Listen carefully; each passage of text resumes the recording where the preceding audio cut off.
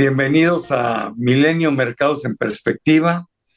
Aquí, como todas las semanas, con el licenciado Jorge Gordillo, director de Estudios Económicos de Cibanco, y su servidor Manuel Somoza, para platicar de temas económico-financieros en México y en el mundo.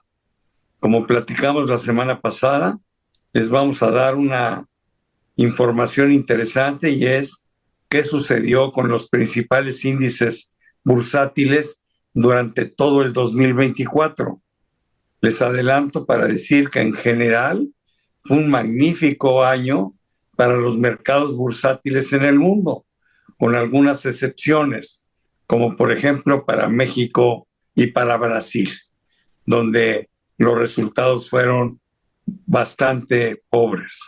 Sin embargo, en el resto del mundo, los resultados fueron muy satisfactorios. El Nikkei, que es el principal índice en Japón, ese índice subió 19.22% en yenes. Ese fue el rendimiento a lo largo del año, un rendimiento francamente importante. Igual en China, si vemos el índice principal de China, que es el Shanghai Composite, bueno, pues tuvo un rendimiento en yuans del 14.68%. El Eurostock 600, que es un índice muy importante en la zona del euro, tuvo un rendimiento en euros del 6% prácticamente. Y luego vienen los índices en Norteamérica, principalmente en Estados Unidos, francamente muy buenos. El Dow Jones creció 12.88% en el año. El Standard & Poor's 23.31% y el Nasdaq 28.64%.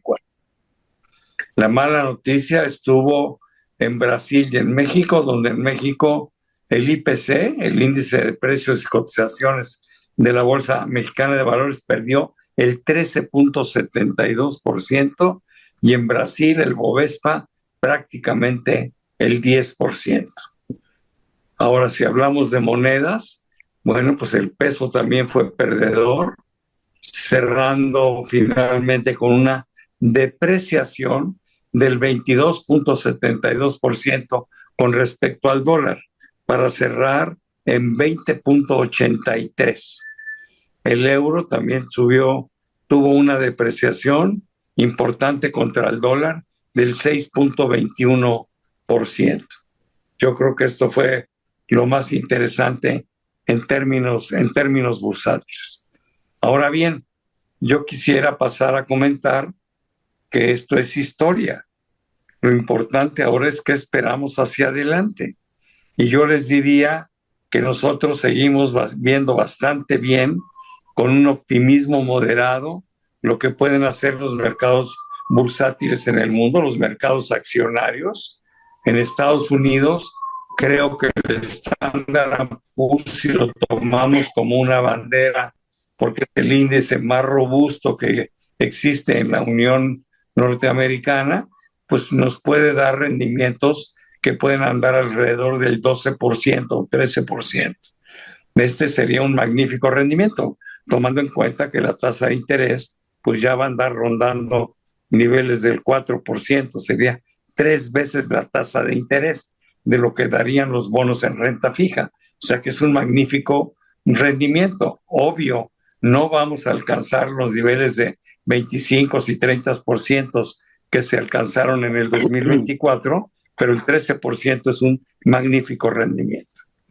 Si luego vamos al siguiente riesgo en la parte del planeta, pues tenemos las bolsas en Europa, que pueden tener un rendimiento todavía mejor que las norteamericanas, medidas en euros, básicamente porque sus valuaciones son significativamente más reducidas. En Europa podemos esperar rendimientos de cerca del 15% en euros. El siguiente riesgo sería Asia, con rendimientos de alrededor del 15% también a lo largo del año, toda vez que esperamos que las políticas que está implementando China para fortalecer su economía y la del área en la que tiene influencia, pues den los resultados que no han dado en los pasados años. Y por último vemos como una posibilidad interesante de rendimiento en la Bolsa Mexicana de Valores, pero es la que tiene el riesgo más grande. ¿Por qué? Porque no sabemos el impacto que van a tener las políticas que va a implementar el presidente Trump el año entrante, de este año, y que pueden afectar a la economía mexicana, número uno. Y número dos, pues es el primer año de una nueva administración que empieza con muchos problemas, sobre todo con finanzas públicas bastante presionadas. Pero ese es el panorama. Francamente no es malo. Creo que puede haber muchas oportunidades, pero sí queremos mandarle el mensaje a los inversionistas que un año tan bueno en materia de rendimientos bursátiles como los del 2024, yo creo, ojalá y me equivocara, pero creo que no los vamos a ver. Además hay que tomar en cuenta que el ambiente geopolítico está bastante complicado. Y con eso me quedo calladito y le pido al licenciado Gordillo que él me dé sus impresiones sobre esto que acabo de comentar con ustedes. Jorge, adelante, por favor. Gracias, Manolo. Feliz año a todos. Sí, efectivamente, lo que observamos rápido, así, haciendo un resumen con lo que comentaste, lo que observamos en 2024 es un fortalecimiento del dólar con respecto a la mayoría de las monedas, unas monedas más que otras. Como dices, el euro se depreció en 6%, cerró en 1,03, recordando que ya había superado el 1,10, es un nivel muy cercano a la paridad y va a estar muy, muy influido con lo que pase en la amenaza de tarifas con Estados Unidos y esto qué afectación tenga sobre la economía, sobre la inflación y sobre la política monetaria de bajas en la tasa de interés. Eso es lo que va a definir si se vuelve a acercar al 1,10 o se queda en niveles como lo estamos viendo. En otras monedas emergentes más afectadas en su moneda, como es el caso del peso mexicano, que tiene un doble efecto negativo. Por un lado, esta amenaza internacional por tarifas por parte de Trump, pero también tiene un riesgo interno con el cambio de gobierno que nos cambió las reglas y ha provocado cierta desconfianza en el sector privado y en el sector financiero para hacer negocio y para hacer una mejor crecimiento económico hacia adelante. Esta confianza la tiene que recuperar el gobierno actual en los primeros meses del 2025 y mientras no lo haga, seguirá jugándole en contra de los activos locales, como le fue en la Bolsa Mexicana de Valores. Para el 2025 está lleno de incertidumbre y lleno de oportunidades, como bien lo comentas. Por un lado, podría provocar las políticas de Trump de incentivo económico, podría provocar que las utilidades se incrementen y generen un mejor crecimiento del esperado económico, lo que le daría el sustento a que siguieran subiendo los índices bursátiles en Estados Unidos en 2025, a pesar de que subieron mucho en 2024. Pero va a depender mucho de lo que pase con sus políticas que son en contra, como son las tarifas comerciales, como son el pleito que se está generando o que está el mismo Trump generando en Europa, en Asia y en el Medio Oriente, los que podrían limitar o volvernos un poco más defensivos en nuestra expectativa. Sí creemos que el sector bursátil seguirá siendo la base o lo más rentable que se pueda ver en 2025 porque en los bonos vamos a ver una caída en la baja de la tasa de interés, aunque sea menor de la que esperábamos hace algunos meses, y vamos a ver mucha volatilidad en los tipos de cambio. Entonces, sigue siendo el índice la estrategia o nuestra recomendación más acertada. Pero hay que tener en cuenta algo muy importante. Toda recomendación bursátil debe estar muy encaminada en empresas sólidas, sobre todo que tengan mayor crecimiento, mejor perspectiva de crecimiento en sus utilidades, para que así aseguremos que la volatilidad que se pueda ver, que se va a ver en el mercado en 2025, no repercute tanto ni genere mucho riesgo en el portafolio de inversión. Es mejor irse por lo tradicional, lo fuerte, lo que ya sabemos, empresas que tengan una posición de liderazgo en las industrias, empresas que estén poco apalancadas, empresas que sean enormes generadoras de efectivo, más que andar haciendo apuestas que no sabemos cómo van a resultar.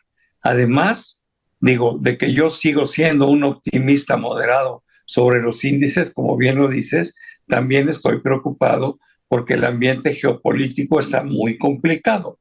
No sabemos cómo se va a solucionar la guerra o la invasión de Rusia a Ucrania, y eso debe de tener repercusiones muy importantes, no solo en Europa, sino en todo el mundo.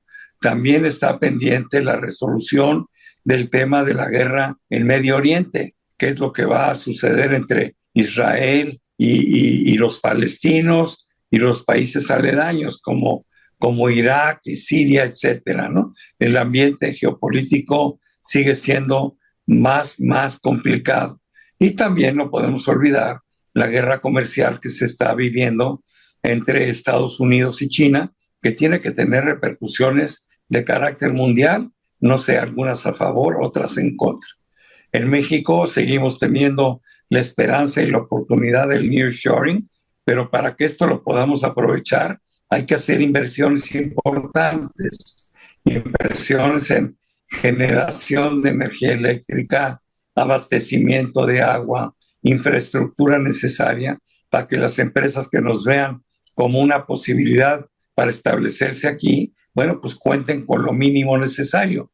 No dejo de insistir en que el régimen jurídico también es muy importante que se revise para darle sobre todo certeza a los inversionistas extranjeros de que sus inversiones serán bien protegidas por las leyes mexicanas.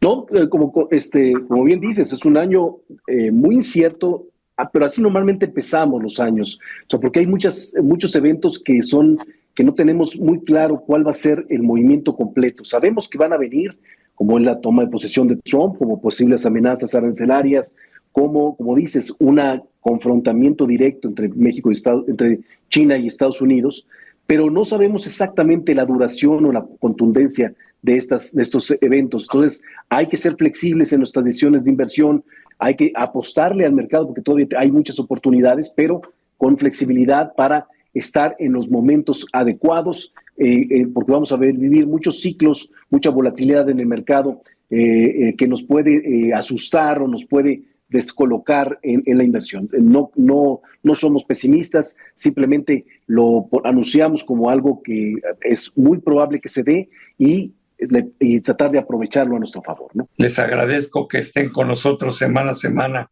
aquí en Milenio Mercados en Perspectiva. Jorge, si quieres pedirte. Gracias, Manolo. Gracias por todo. Un abrazo a todos y sus familias. Que estén muy bien. Feliz año.